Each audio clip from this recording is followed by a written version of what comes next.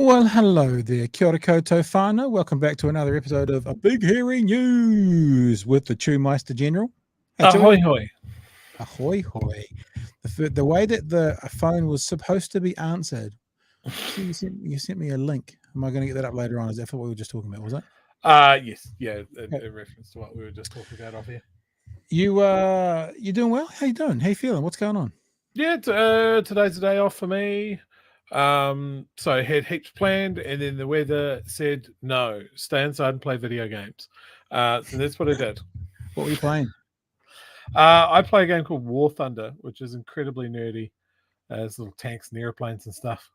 And it's got a terrible, terrible name, but I've been playing it for like 10 years now. Is it an online play? Oh yes, you got to kill strangers. Yeah, you absolutely have to. So where's the BHN gaming channel then? Why is that not happening? Well, I have played around with Twitch in the past, and that was back when I was playing Call of Duty, and I might as well have called it Call of Medium, because I am decidedly middle order, decidedly very average. So yeah, not exactly riveting gameplay, unless you like swearing. I like watching gamers online. I'm going to say something now that everyone's going out there is going to roll their eyes because it's so 2008. But I still enjoy the odd game of Fortnite on the PlayStation. Fork knife. I'm not particularly good at it, but I enjoy it. I probably end up most games finishing in the top 10 and probably win one out of every 20 games in general. See, that comes with the satisfaction of knowing that most of the people that you kill are children. 14-year-old boys, that's what I constantly say. Absolutely. But I enjoy watching others online do it like on YouTube, and I always kind of thought it was a bit dumb, but then when you actually watch them and learn from them, it's kind of fun. I kind of dig it, actually. No, there's definitely some streamers that I follow for the games that I play, and I've picked up heaps of tips. And then there's the guys that are just absolutely laugh out loud, hilarious guys. And now I'm struggling to think of their names, but there's a streamer that puts together these amazing videos that just leave me in stitches. And then the most ADD schizophrenic editing things that I've ever seen. The Russian Badger. There's a streamer in New Zealand, I can't remember his name right now, but he used to live in Invercargill, now he lives in Christchurch, and he's a streamer, and he makes controllers out of vegetables, and then he plays the game using those controllers. Yeah, he's hilarious. Someone that I know that's streaming has a kill clip of her playing, I think it's Call of Duty Modern Warfare, and she shoots someone, gets a whole bunch of toxic beef back over the comms, and then it cuts to the fact that she's playing with her feet. And so she cut that together and sent it to the dude and said, not only did a woman beat you, but she beat you with her feet. And then she sold pictures of her feet on OnlyFans, because that's what they do. I spent my day setting up. I'm going to do a new podcast next year. I'm not going to give away too much about what it's going to be, but I've decided as a sort of offshoot of the Department of Conversation, as an offshoot from that, I do particularly enjoy speaking to a group of people. They seem to be the most enjoyable. There's two groups of people. One of them are the academics. I love talking to the academics. And then there's another group of people who I'm not going to talk about because then I'll give away what the podcast is going to be. But I'm going to start a new podcast next year. And I think I'm going to go old school and do audio only. Oh, yeah. Like I might record it through this. Maybe I'll do another Patreon for that, because it'll be a completely different audience. And maybe I'll just upload the video to Patreon only, and then only audio podcast everywhere else. Maybe that's what I'll do. We'll see. Nice. Yeah, and so I spent the day doing that, sending off maybe 30 emails all over the world to get people, hopefully from Australia, from the UK, from America, to come on board and have a bit of a chat with it. I'm hoping to start that sort of the middle of January, although, as people know now, because I've mentioned it, I'm going to be doing some work for Today FM through that summer period, and I think I'm working into the second week of January. So maybe I'll start doing those podcast at the end of January. I don't know. We'll see. But they're going to be a weekly podcast, probably released on a Tuesday, I think, because I'm not going to stop doing my other one, but I'm going to remove this group of people out from it. And maybe I'll end up doing a Tuesday podcast for this new one, and then a Friday podcast for DOC. And then we'll see how it happens as we dominate the world, Chewy. It sounds both cool and mysterious. Nah, cool and mysterious. Mysterious and cool at the same time. Right, what is not mysterious and not cool at all? Oh, actually, here's some news. If you've got tomorrow off, Chewy, you got tomorrow off? Yeah. Feel free to come over. Anna Brooks is in Dunedin at the moment. Oh, crazy. Okay. Well, it's always scary when you mention this out loud because then things happen and people get caught up. But we sort of planned today that Anna might pop over tomorrow, come to the studio and actually have a sit-down chat about what's going on with COVID. So if you're around and you want to come around, you're more than welcome, and we can have all three of us can have a big chat about what's going on with COVID and stuff at the moment. Nice. So hopefully that'll be tomorrow night. Some face-to-face. How bizarre. I think it'll be the first face-to-face BHN's ever done. Like I've done lots of face-to-face with the other one, but it'll be the first one that we've done with BHN. So hopefully we'll have Anna tomorrow night. But we are going to talk a little bit about COVID tonight because, as we've been mentioning for the last week or so, the dirty little prick is still out there. And warning signs is basically what's happening at the moment. Tēnā tātou katoa, good evening. Many of us have noticed more friends, family, workmates struck down by COVID lately. Co-hosts. And now there's evidence the virus is storming back with 6,000 cases reported today. It's the most we've seen on a single day in more than 3 months. And a COVID-19 expert claims a third wave could have been avoided if the government had kept the protection framework and secured more effective vaccines. Lucy Thompson has more. A new wave of COVID-19 just in time for summer. 6,000 cases were reported today, over 1,200 more than the same time last week. And remember, last week the ministry said that they now believe only 35% of cases are being reported. Yeah, so there's every chance that 6,000 cases reported means 18,000 cases in the community. Every chance. I mean, even if we were being a bit more generous because maybe some people have picked up on it, it means 15,000 cases in the community. I think that's a pretty fair estimate, but probably even that's an underestimate. Between 15 and 20,000 cases reported, identified today. Only 35% of them reported, though. Week. We're seeing cases doubling every sort of 3 to 4 weeks at the moment. Today's numbers bring the 7-day rolling average to 4,041. But Auckland University's David Welch maintains we could see as many as 11,000 cases a day just in time for Christmas. He says that's partly down to the government getting rid of the COVID-19 protection framework. Have been useful to maintain something to, sort of the fire warning system, low danger, medium danger, high danger, and give some appropriate guidance. Epidemiologist Professor Michael Baker says mask use should be more widely encouraged. I would like to see the existing mask mandates that we have for healthcare and aged care extended to public transport, because people can spend a lot of time in a very enclosed bus or train that often has very poor ventilation. But are people worried? No.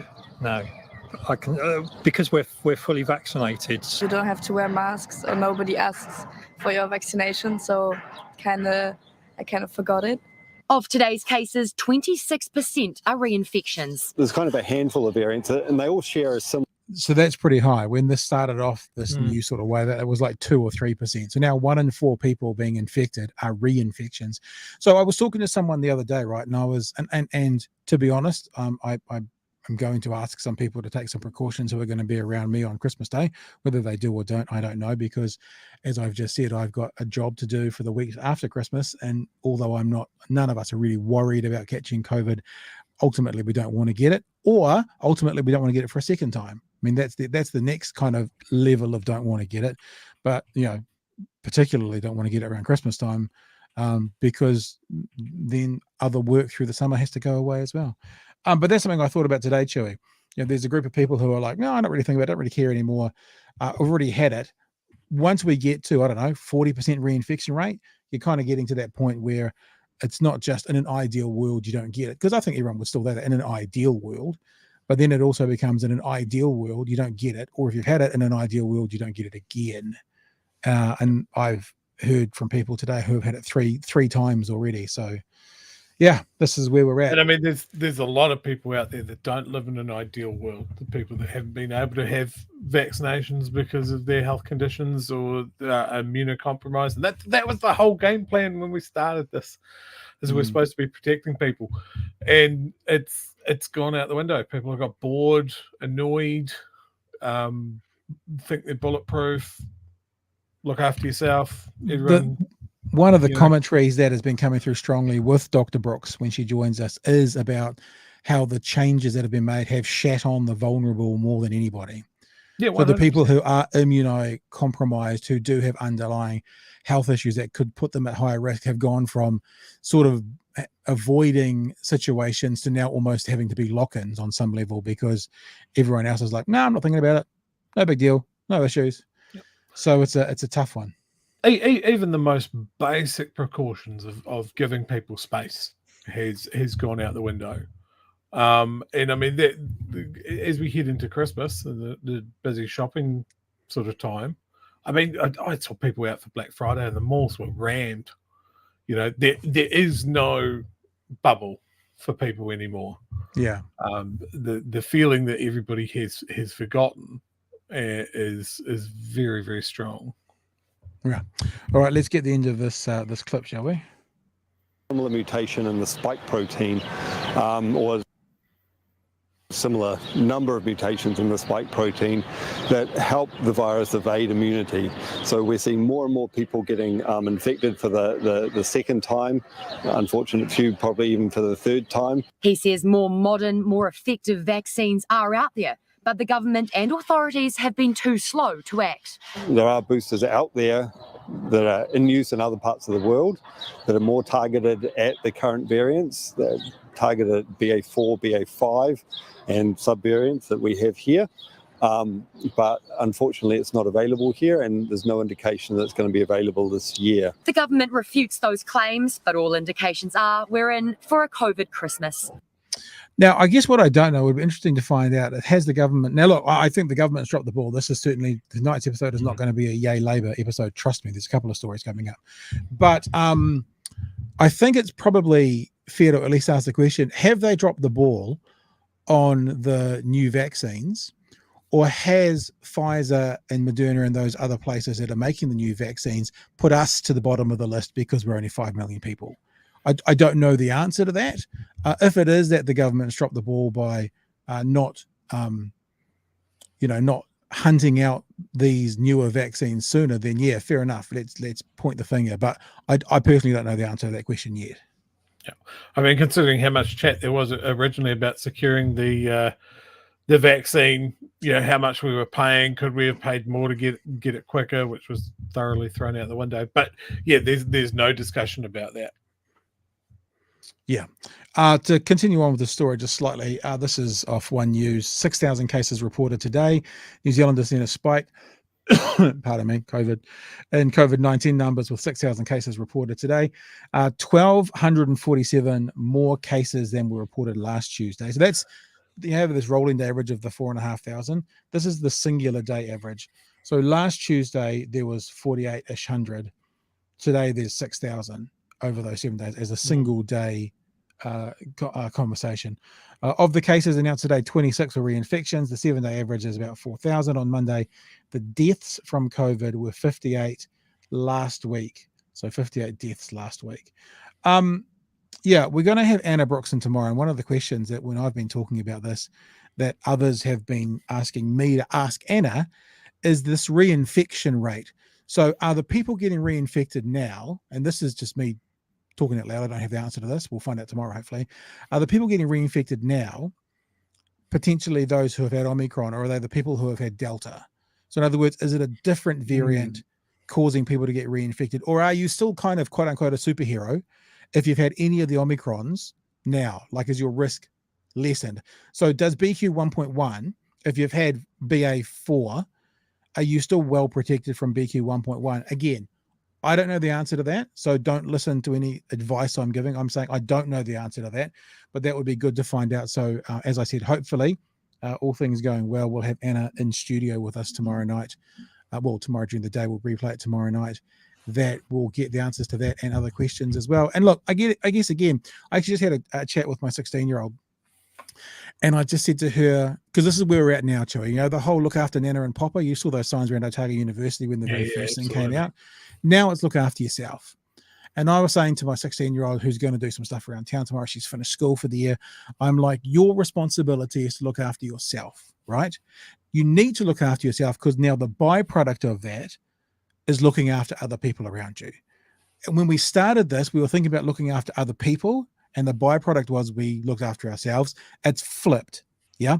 So now this is what I'm saying to my 16-year-old. Now your responsibility is to look after yourself, keep yourself safe as you can without, you know, no one's wrapping you up in bubble wrap. No one's going to keep you away from things, but your responsibility is to take care of yourself. And in doing that, you will lessen the risk to those around you. And we do have some people in our community, Chewy, you know how we live, but sort of, it's not just my household. There's sort of households that are connected together around this area for various reasons. And there are people within those households who my kids interact with who are immunocompromised. So my 16-year-old looking after herself, right, as a byproduct of looking after other people. And I think that's all we can ask, which is why sometimes I've shown that mask before with the valve in it.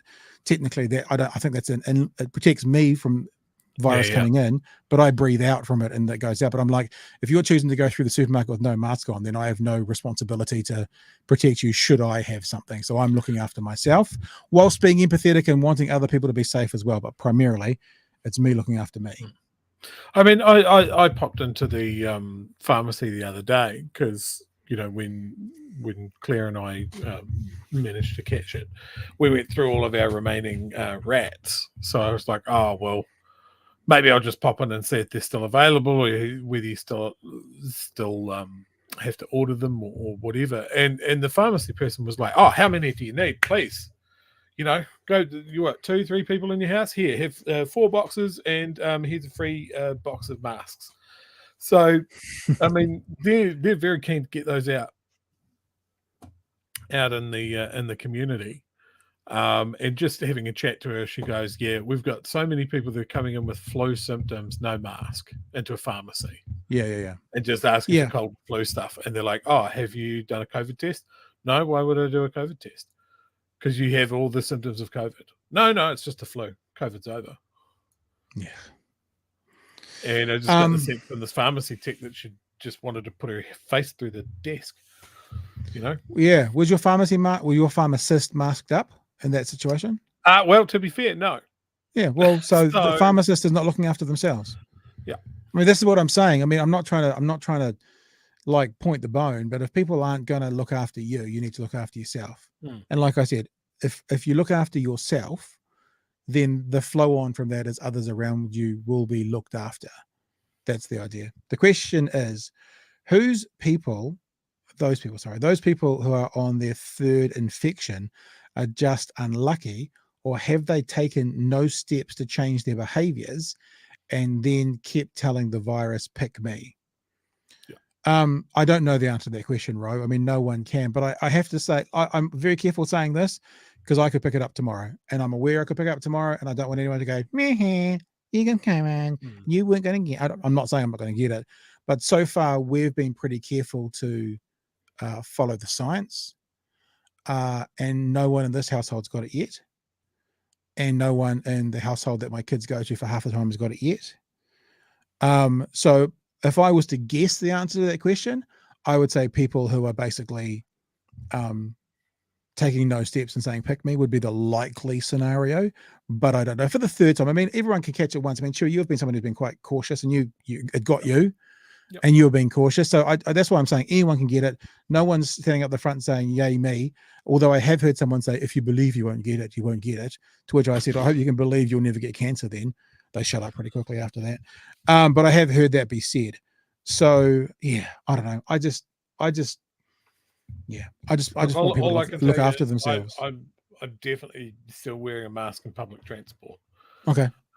My bus to work is on the school run, and I'm just like, I'm about this far away from just stapling it to my face. It's interesting that you're doing that because you've just had it. So of all the people who are kind of antibodies through the roof, it'll be you. Yeah, it's habit, and I think I'm a lot more certain about the protective qualities of my mask than I am of the protective qualities of a recent infection. That's pretty smart, bro. I was going to say as well, there is actually I'm looking it up as I'm talking to you, so entertain yourselves. There is actually data which talks about, here, I'll just bring it up and we'll scroll together. There is data that says the reinfections here. Look, see here, you can get a reinfection within 90 days of getting it, but obviously it's very, very low. It's very, very low, but it is there. So you can get COVID and then within that 3-month window, get COVID again. It is possible. I've heard of people getting it within 30 days. Yeah. So new cases reported were, that's in the week. Is that 27,000? So look, 200 of the 27,000 are reinfections. So it is obviously really, really small, but it is possible. So I guess, as you're saying, the mask, the certainty that mask gives you is higher than the certainty of the having COVID being protected, maybe. Yeah, absolutely.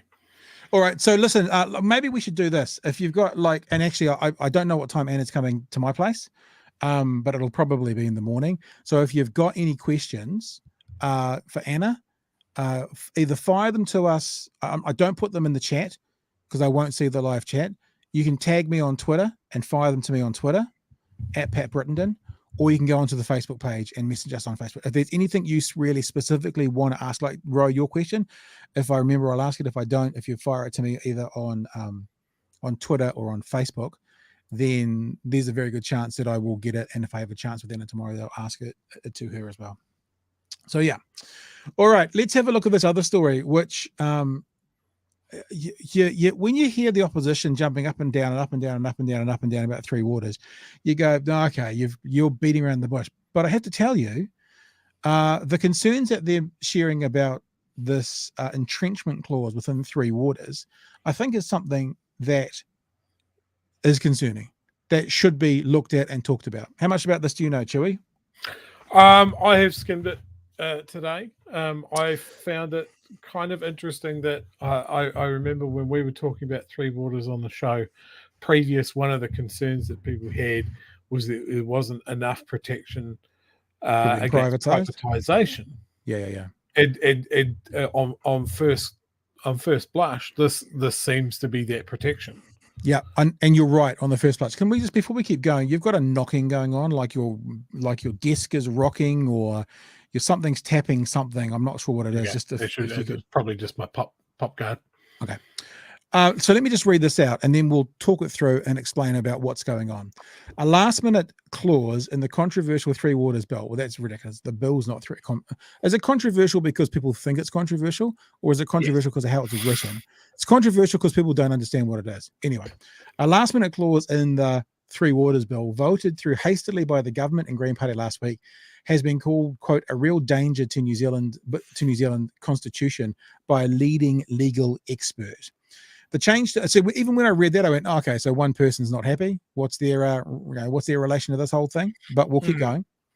The change to the bill means any future law change allowing public water assets to be sold would require a vote of 60% of Parliament or a successful public referendum.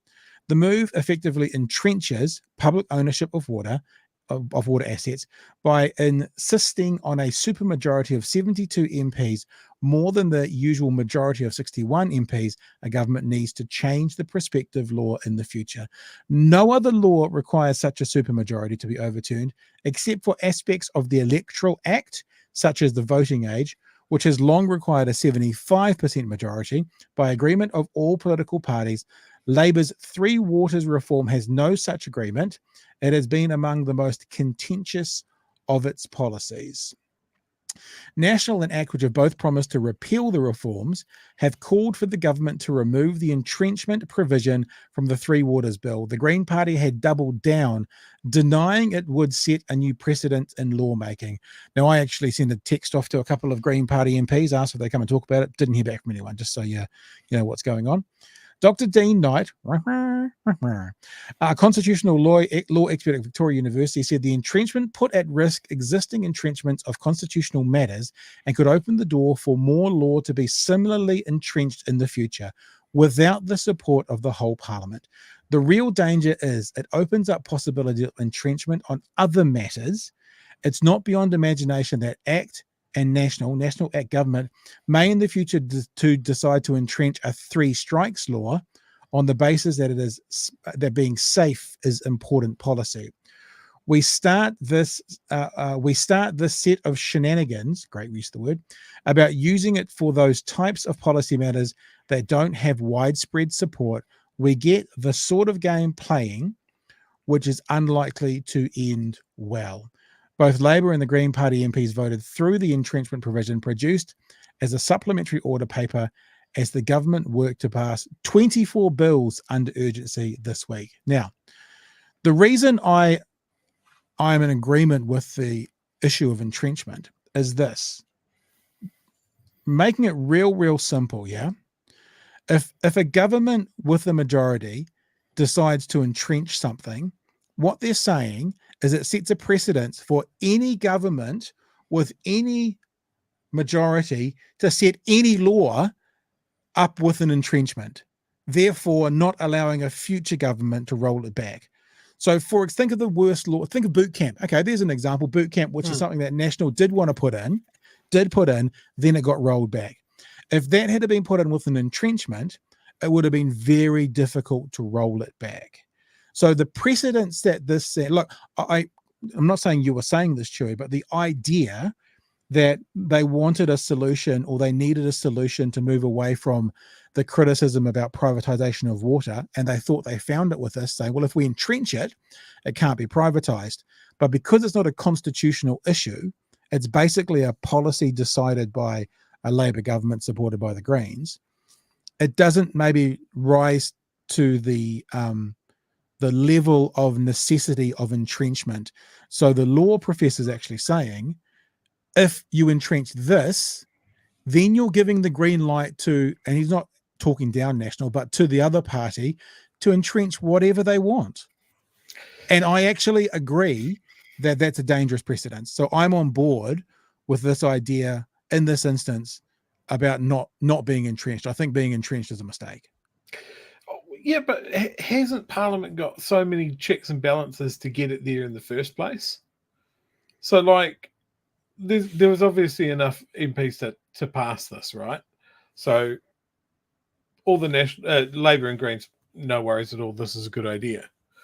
But the other guys couldn't muster up enough votes to get rid of it. If it was, but that's because they're not in that's because they're a minority. I mean, the majority can pass it through. That's what I mean. At the moment, that's just Labour. But if it was, you're saying out of both of those parties, all of those MPs, if it was such a slippery slope to all of these bad things down the line, not a single one decided, no, I'm not about this. I'm not going to vote for this. When you say those two parties, you mean Labour and Green? Yeah. Yeah. But they didn't need the Greens because they can pass it. This is the thing. They can pass it with 61 votes, right? So 50.1%. And then with that passing, they can set the legislation to entrench to not be overturned. So I'm always wary of a slippery slope argument, though. I don't think it's a slippery slope. And I struggle to see a more important issue than retaining our water rights from privatization. I concur, but what they're now facing is the three, and I think we agree that the way the 3Waters has been communicated and the way that it's tried to be passed by this government has been a shit show. And so the way they seem to be cleaning up their mess in communication, look, I'm not anti 3Waters. We're going to talk a bit about that in a second, because I think the idea of it is important on some level.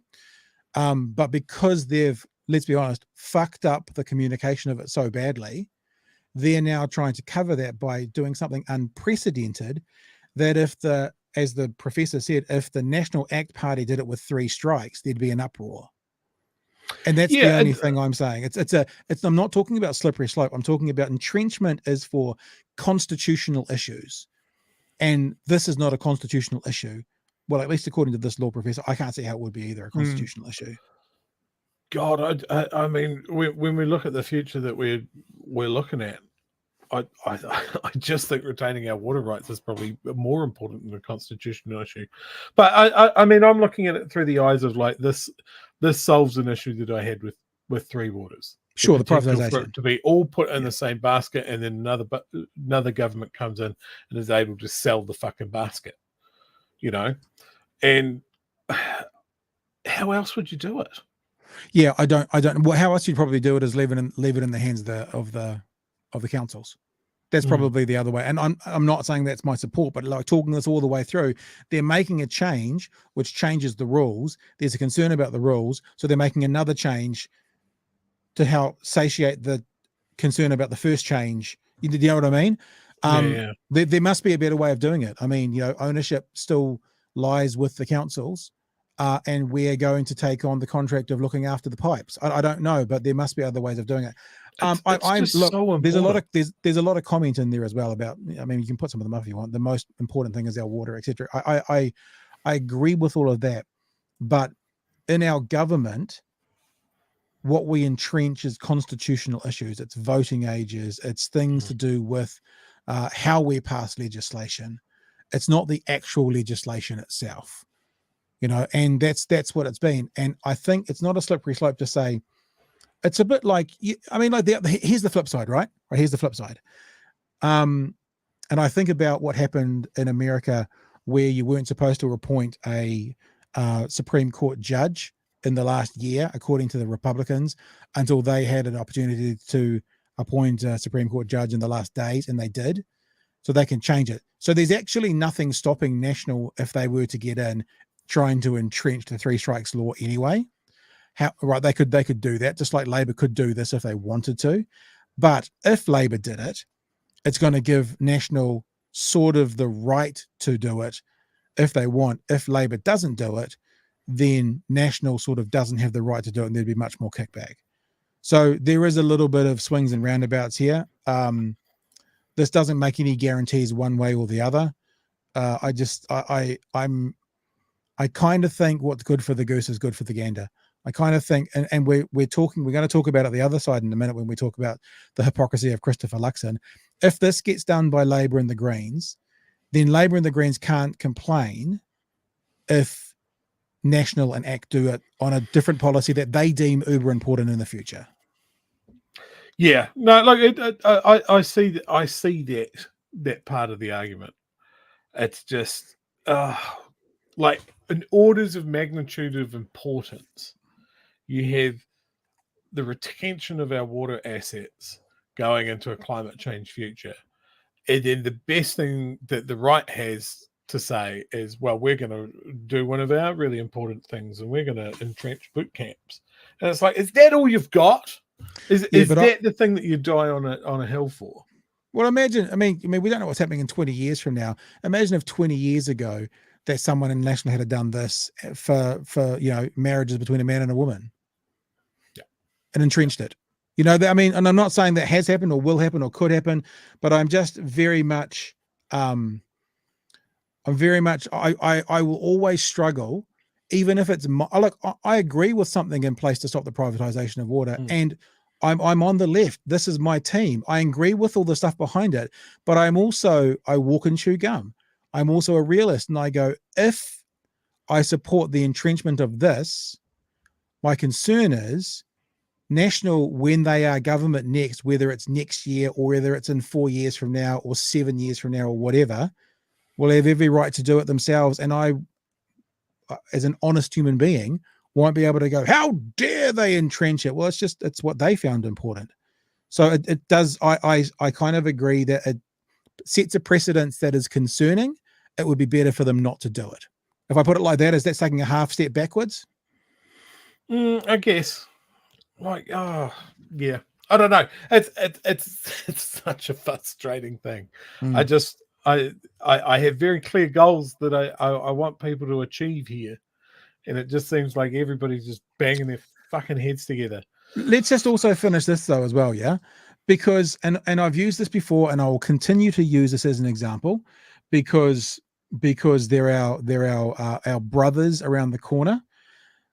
With all the concerns around 3Waters and all the people saying no to 3Waters and all the roadblocks people putting in place to make it more difficult to get 3Waters, what do you do for places like Gore? Here is the story right here. And in Gore, the district needs more than $300 million for its infrastructure, which is $50,000 per taxpayer over the next 10 years. So look, most rates around the country are somewhere between $1,500 and $2,500. Imagine if you lived in an area and because of the previous 50 years of your councils, you are now stuck with a $7,000 rate bill for the next 10 years to fix up your waterways. So what do we do? I mean, this is now a little bit away from what we've just talked about to do with the entrenchment, but the idea of 3Waters is still important on some level because places like Gore are going to be centralized anyway. Like this, because they can't do it themselves.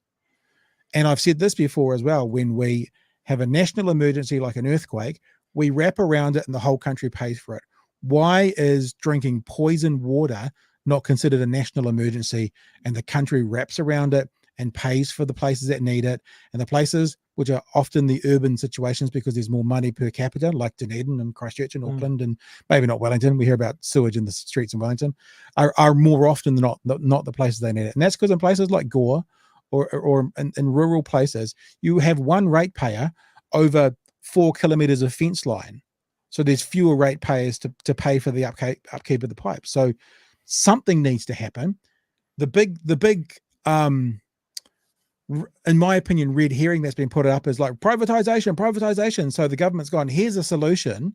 But I think, and others think, that the solution has some potential fish hooks in it that make it concerning.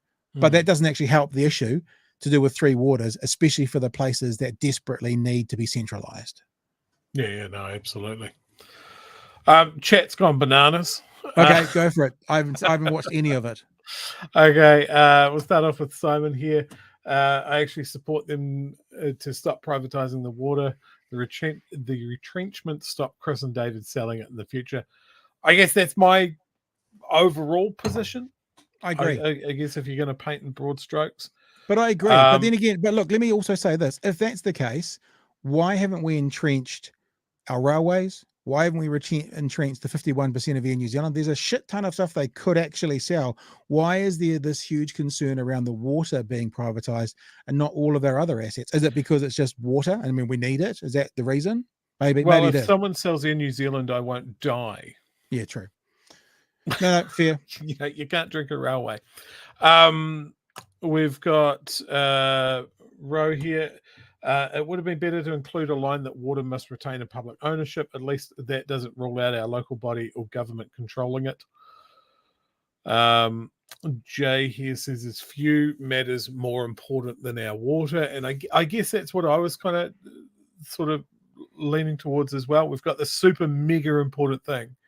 And then we're trying to balance it with stuff that just doesn't seem. And that's part of the argument as well. You know, if people were to use entrenchment on things that just are not life or death, future sort of stuff, right? That's fair. There's also a really important comment here from Adam as well. I'm far behind tonight, but hell yeah, War Thunder used to play that. I think Adam's saying he used to play that when he was 12. Chewy, just so you know. That's what I read into it. It's all dudes in the mid-30s, trust me. Kim here with a comment. I think water is insanely important to keep in public ownership. Future conflicts are going to be about water. It's about it's worth the gravity of changing the rules for this issue. Yeah. Bradley here. I don't want water privatized either, but there has to be a way to do it without going a bit against the way our democracy has worked. I can't imagine that the public would be on side with losing our water. Yeah, and I of think course. that encapsulates the whole thing. So here's what I'm saying, right? And I think this is what we're all kind of saying on some level. We want some kind of guarantee that water can't and won't be privatized. This is not it.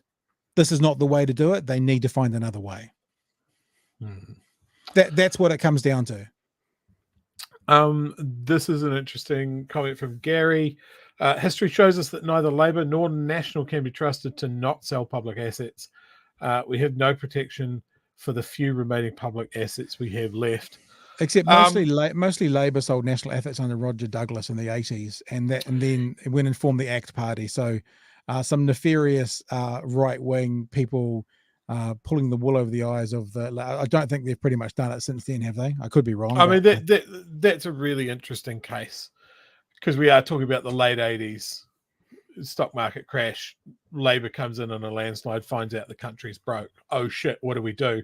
Roger Douglas comes in and goes, I've just read this book. It's about this amazing thing called neoliberal reforms. We're going to sell everything. And they go, why are you twirling your mustache and hiding half your face behind a cape? And doing this. Excellent. You're one of us, right, Roger? Roger, you're a good guy, right, Roger? And Roger goes, ha ha, and disappears in a cloud of smoke.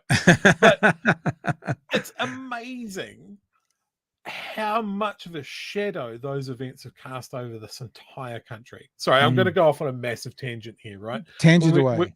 When we talk about the rural sector not liking Labour, it's because of that time period. It's when people say they don't trust big government, it's because of that time period. You know, it was a national government that had basically zero unemployment because everybody worked for the post office or the railways. That's how they managed it. And then they could beat the next government around the head by going, these massive government departments are terribly inefficient. You know, and we're still referring back to that. That's what the whole 90s, the deregulation, the selling of private assets, that was all about that. And we're still talking about it. We're still fighting against it. Well, it's got the flow-on effect, hasn't it? I mean, it's still impacting us. It's amazing when people sort of go, oh, you know, all governments are the same and you can't trust anybody. But it's all that. It's all that. It absolutely matters. Anyway, that's my tangent for today. Is that the last one? Any more texts? Bradley again with a good point. What if National enacted this in regards to oil and gas, which is something that I could 100% believe that they would do. Right. And that's a good point. I acknowledge I don't have the strongest, but like I'm going off a feel, a gut reaction on this. I think the law was saying, I could go back and bring it up, is that it needed 60% passing, which is 72 MPs, or a binding public referendum. And if the referendum needed to be 60%, I wonder if National had any conversations in their back room going, we should let Labour do this and we'll hammer them over the head with it for the rest of the election, because we know the feeling of the public out there that we will easily get a referendum through that will be able to reverse it. You know what I mean? Like actually letting it play out and seeing if it made a difference. Now, I'm not saying that's sort of a healthy way to think or positive politics, but I do wonder if that conversation was had. Well, I think there's a bit of that in an election year, right? Like I'm sure Labour were hoping that Christopher Luxon was going to hold on to cutting the top tax rate, because that was going to be an issue that they could easily beat him around the head with for the next 8 months. And this can be, you know, well, there's always a crisis, right? They still can though, because they could always say we don't believe him, and then they could his promise, I think, was in the first term. There won't be any changes in the first term. So it's also, it goes the other way though as well. You know, Labour's just announced this funding for small businesses. You know, $4,000 fog cannons. You get a fog cannon. You get a fog cannon. Everyone gets a fog cannon. And of course, Mr Luxon came out today. Oh, too little, too late. Too little, too late. You know, it's like, well, that's taken off your plate a little bit now, because there's the most funding there's ever been given to small business to help them protect themselves of any government ever. Yeah. So But they'll Oh, still look, try. I found the entire. Oh, we're going off on another tangent now. The whole discussion around this tragic stabbing at this dairy, the amount of ghoulish cashing in that's been going on from the right, and the absolute failure of media to contextualize who these spokespeople are. Mm. Like the main person that's stood up for the small business and dairy owners spokesperson or something like that is someone that has done door knocking for Sam Uffindell and Tauranga. He is a major contributor to the National Party, and maybe, just maybe, he might have a personal bias in stirring up all of this around the dairies. I just want people to go, look, and the little chyron at the bottom. Here is this person. He represents the Dairy and Small Business Owners Association of whatever, and also the National Party. And he's also given $3,000 every year to the National Party. Yeah, absolutely. And he's just waiting for his spot to open up, and then he'll be an MP. And what was one that I saw the other day? That there is a political reporter for one of the major news shows who is the wife of an ex-party president. No, I think a PR person. We're about to play Jenna Lynch from TV3, I think, isn't it? Yeah, and I'm like, who signed off on that? Did someone go, well, fuck, that's a pretty massive conflict of interest? Well, we'll just plow on regardless.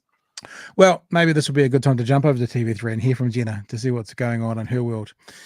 Last story for the night, we're talking about if you've seen the title of the episode, you'll know that we're talking about some Luxon hypocrisy. We'll get to why it's hypocrisy shortly, because there's a first part about this story where whilst it's acknowledged very clearly that Luxon's done nothing wrong, it is a bit strange in a world where Luxon's message, National's message, is continually government waste, government spending too much, too much spending by government, that some of that spending is being used to pay for his offices, his local body offices, which he owns. Now, again, there's nothing wrong with this in the rules of engagement, the rules of Parliament, but he owns the property. Government pays him the rent to rent that property. Now, all I'm saying is, in a world where he's screaming about government spending too much, to be a beneficiary of some of that excess spending, it's an interesting optics thing. Let's play the story. You can have a look at it first of all. Christopher Luxon is charging the taxpayer a cool $45,000 a year to rent an office for himself, from himself. The National leader's one of just 6 MPs who do it, but says he's very comfortable with the arrangement. Here's political editor Jenna Lynch. Beaming out from a botany corner, Christopher Luxon's electorate office, an office he owns and rents. I'm very comfortable with it. Parliamentary services are incredibly comfortable with it.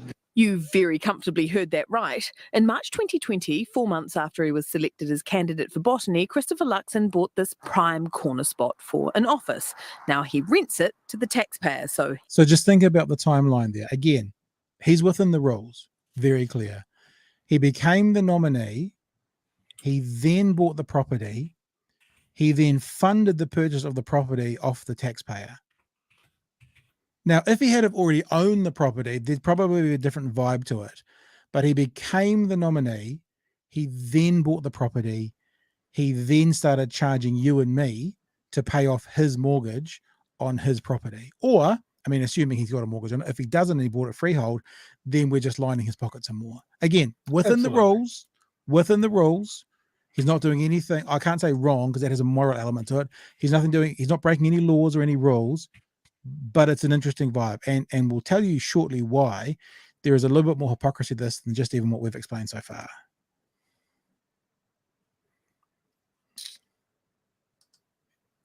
This can play anytime you're ready. Anytime, no rush. 37 seconds. All right, I'll just refresh the page and go to 37 Christopher seconds. Luxon is charging the tax. for an office.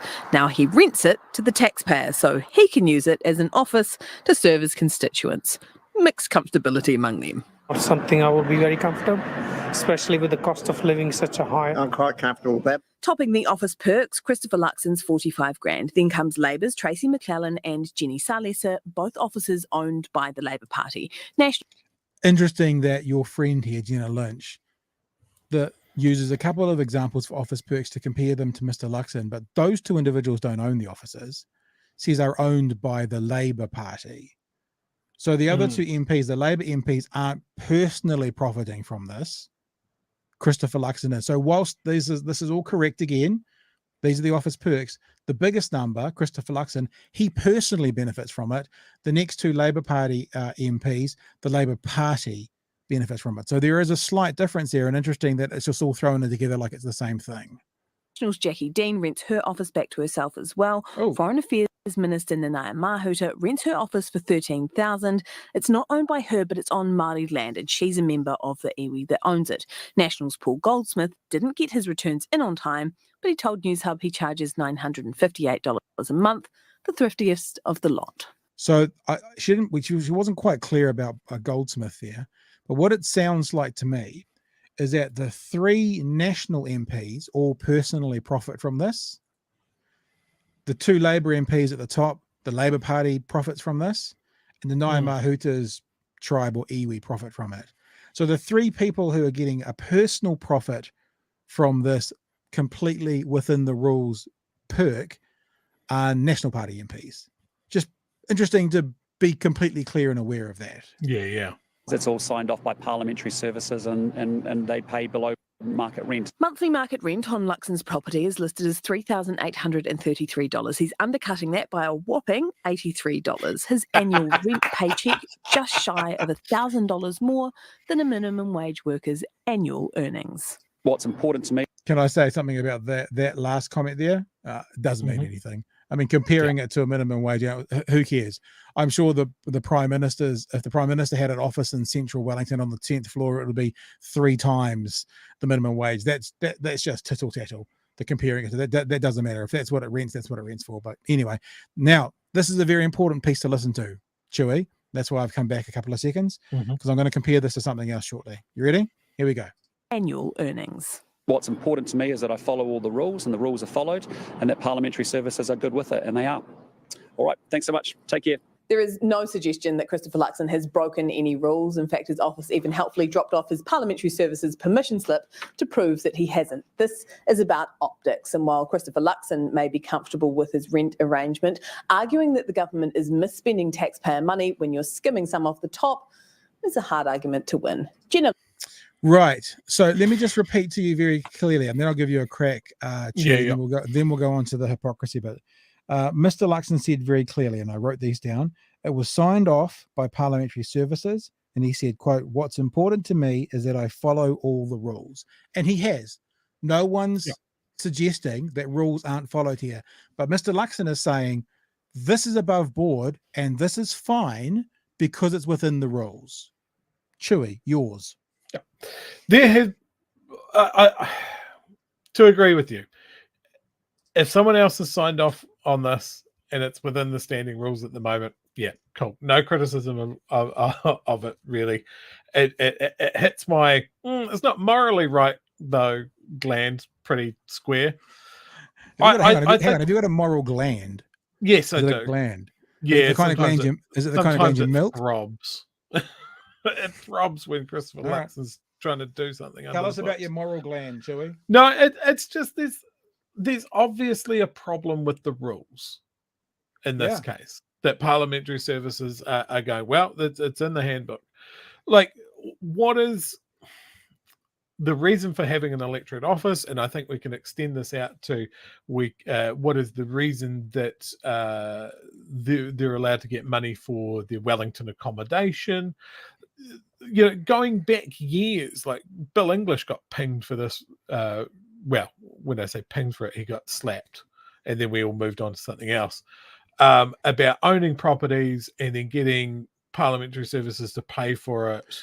Bill English's one was interesting because he lived in Wellington but he listed his primary residence being Clutha because that's where he was an MP for. Yeah. But he lived in Wellington, which means he was able to get money for the Wellington property, which he owned and lived in, and his kids went to school in Wellington. Yeah. Because it wasn't listed as his primary residence, even though that was where he lived. So his was, even though within the rules, that was pretty dirty. Yeah, absolutely. And there was a lot of conversation about it, and then apparently nothing has changed. On the other side of things, like I remember when Trevor Mallard stopped being the electorate MP and Ginny Anderson took over, she looked at the arrangements around how her electorate office in Petone was done. It was owned by, I think, one of the trade unions, and it was rented back, and it was very much an agreement that she wasn't comfortable with, put it that way. But I think these sort of things show that these rules are not fit for purpose. Like, the purpose is, if you're an MP, you should have an office. If you're an MP, you should have somewhere to stay in Wellington. But it's not carte blanche to pay the mortgage on your family home because you've moved to Wellington, or you've got an electorate office that is, from the looks of it, a 2 or 3 bedroom home. And you go, oh no, it's my office. Yeah, but it's something worth $1.2 million. Yeah, that you own, and you've got the cash to go in and just buy it. Maybe they should be recompensed in the same way that someone that has a work from home office it's able to be tax deductible through the IRD. It's done by square footage or how much it's used or something like that, rather than have someone just go, oh yeah, well, it's a property I own and I reckon fair market rate is, I'll do it a bit cheaper for you, but I'll do it this, which is definitely market rent. It doesn't seem right. So I want to say again, we haven't actually got to the hypocrisy bit yet, okay? Because even though it's a bad look, rallying against the government for wasting money and spending too much while you yourself are a beneficiary of some extra money, this is not the hypocrisy bit yet. We're going to get to the hypocrisy bit now. Because remember what Mr Luxon said is, what is important to me is that I follow all the rules. And this was signed off on by Parliamentary Services. So, are you ready, baby birds? I'm going to feed you. Here it comes. Do you think he had the same position with Nanaia Mahuta? When her things were signed off by Parliamentary Services and she followed all the rules. Because remember, what's most important to me is that I follow all the rules. What happened when Nanaia Mahuta followed all the rules? What was the situation there? Well, here he is talking to Chris Lynch out of Christchurch. Let's hear what Mr Luxon had to say about Nanaia Mahuta. Questions, of course, have been raised about Nanaia Mahuta having close family members appointed to influential and lucrative government contracts and advisory positions dealing directly with their portfolios. Winston Peters appears worried by this. Are you? Yeah, look, they're quite serious allegations, and they're really a set of questions the minister needs to answer in the coming weeks, because it's not just about a real conflict of interest, it's also about a perceived conflict of interest. And so see, when it's Nanaia Mahuta, perception matters, even if it's within the rules. When it's Mr Luxon, perception doesn't matter. It's only about the rules. Isn't that strange? There's a little bit more here for you, Chewy. As you know, perception is a really important thing, particularly in a public servant. So, look, they are serious questions. We'll be asking those questions in Parliament over the next few weeks as well.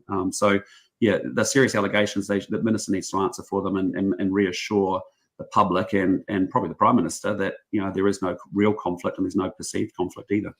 Well, even if there was a perceived conflict, the minister's obviously, I understand, put out a statement suggesting, that conflict was dealt with because she took a back step while there were appointments being made. So is this just a bit of scuttleness during the media rounds, or do you believe the minister needs to put this to bed once and for all and perhaps come out with a more concrete statement?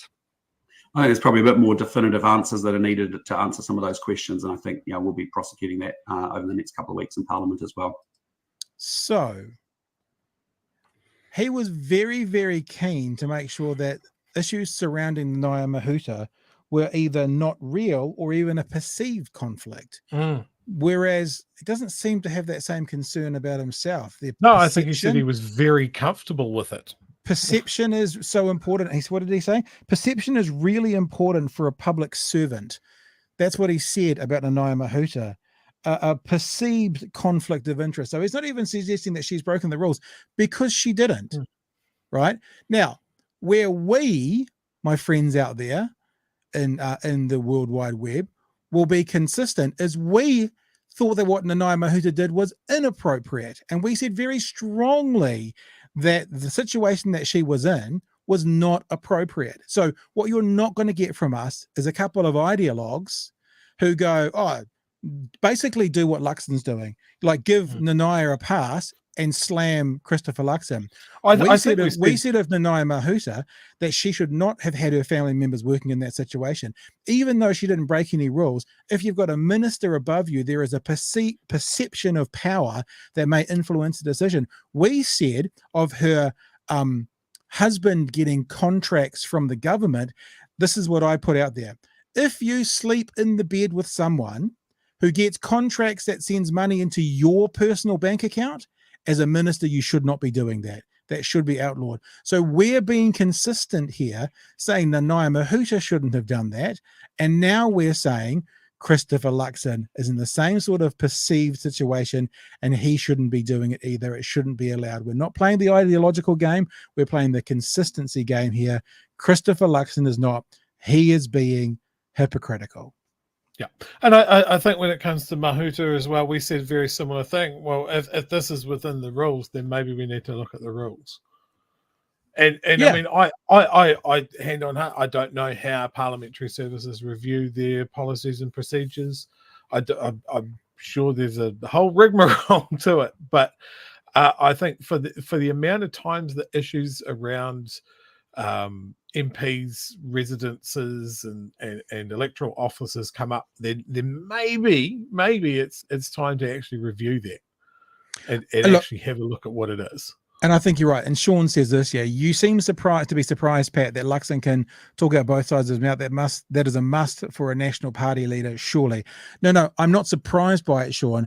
I'm just committing to you guys that when we see it from any politician, we will call it out. Because so many don't. Has anyone else heard a question to Mr. Luxon today about how the perception that he was talking about with Nanaia Mahuta wasn't appropriate, but his is following the rules, so it's fine? I haven't heard that anywhere else. I haven't heard any other media push back on that.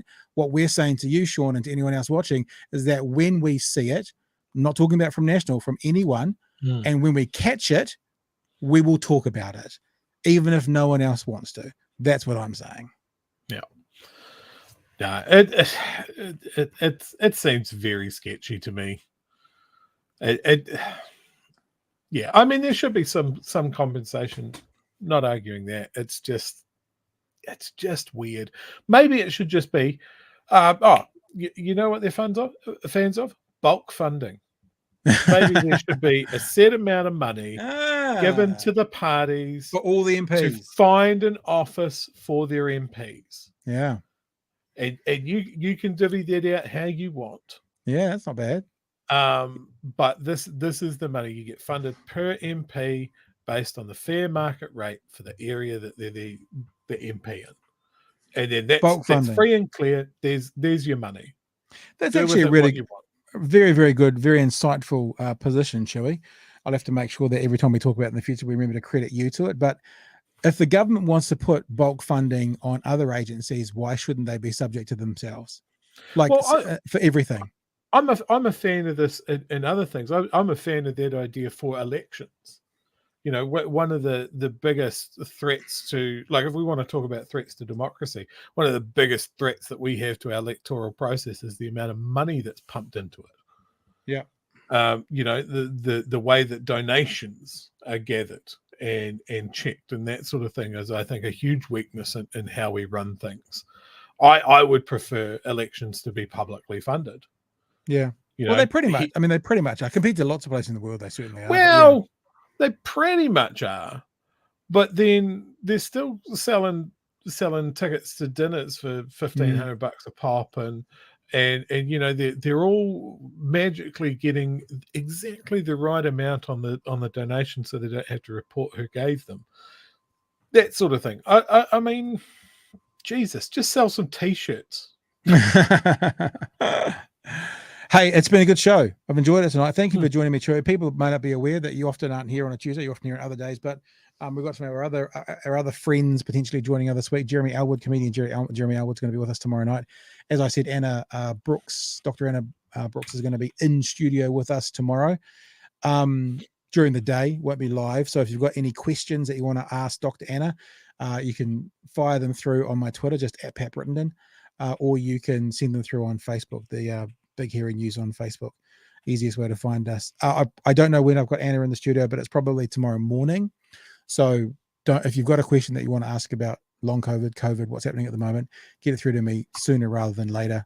And we'll try and get that up for you.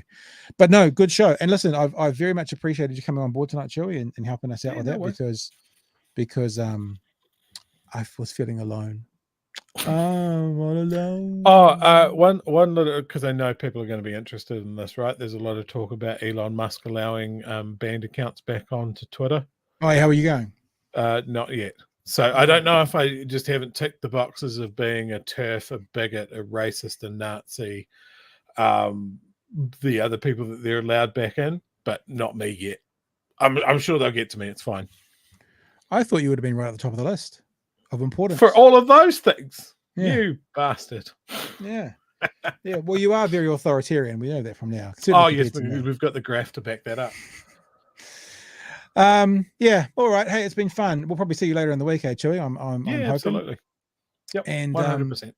It has been an absolute pleasure to spend some time with you all tonight. Thank you for joining us. Remember, #ShareOurShit. If you want to be, if you want to help us, if you want to be a part of the team, one of the ways you can do it is just tell people about us.